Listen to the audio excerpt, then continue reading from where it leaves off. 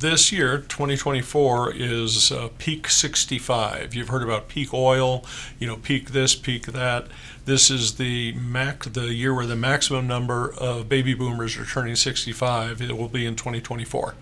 And so what do they need? Senior living, memory care, a lot as it comes down to individual investors. They're looking at portfolios of properties that they've accumulated, rental properties. The rental stock in this country, which is where people live, right? Single family, condos, apartments, multifamilies.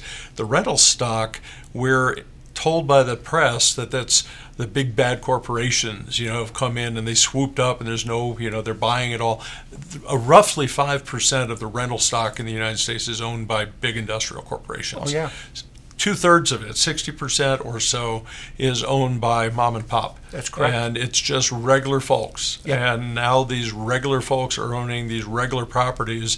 And we've got an entire project called Landlord Rescue. It's landlordrescue.com that is analyzing the shifts. Legislatures across the country are diminishing the landlord rights and increasing tenants' rights.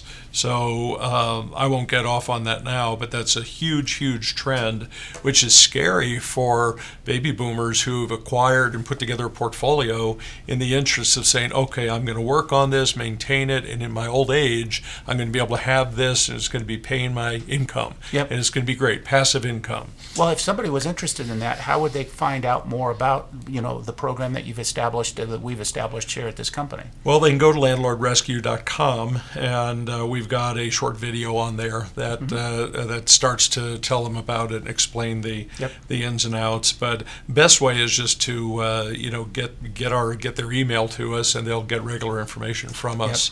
Because it really is. We think that if somebody has property, the design is to be passive income. And if they're spending their nights and their weekends, if they're planning their trips about being back in town when a lease is due so that they can clean out and repaint and refurb it and get it ready for the next one, then it's what kind of lifestyle are they letting their properties demand of them instead of them demanding a lifestyle from their investments? Correct. You know what I mean? Yeah, and that's one of the main reasons I think that we've seen a run-up in overall Delaware statutory trust sales over the last 5 years, is that there's a huge shift of people that are tired of the 3 T's, taxes, trash, and toilets, and caring for all that.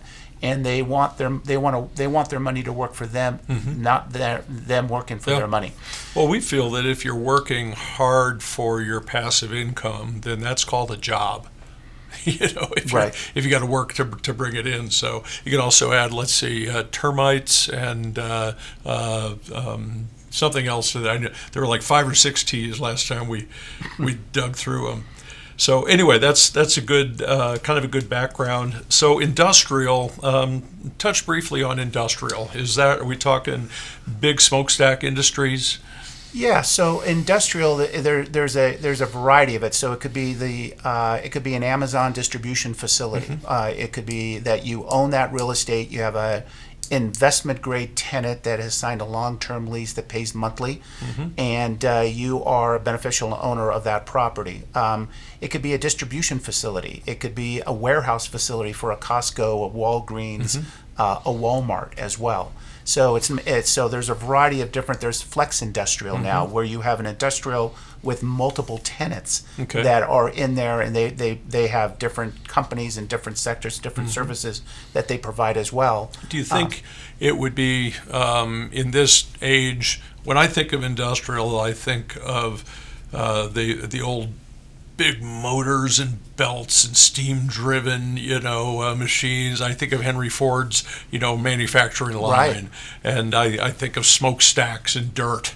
But manufacturing, computers, that's industrial. Chips, that's industrial. Yeah. Biotechnology.